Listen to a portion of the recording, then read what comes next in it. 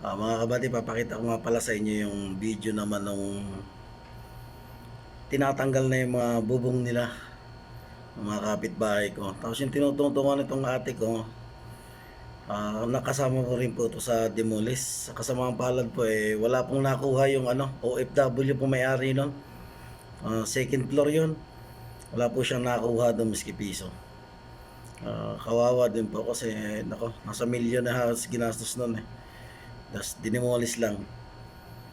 Yung naman yung pinapakita ng kapatid ko, bahay namin yon na hindi pa gaano gawa.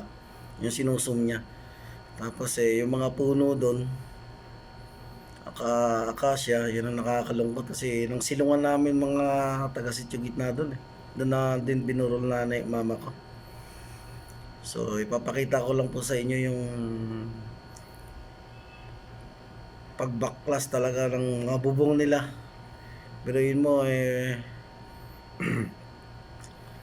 talagang siyempre gobyerno po yan, tayo magagawa dyan may mga natira-tira pang gamit doon pero pinaklas pa rin po yung mga yero. Tapos pagkasunod doon, sunod na araw na wala nang yun na, wala nang mga natirang yero, saka na nila dinemolis. So ito mga kaibigan, mga kabady, papakita ko lang sa inyo yung itsura nung may mga bahay pa. Ngayon puro puti ka na at kabilaan lang ng kalsada yung nagawa. So ito na po, manood na po kayo.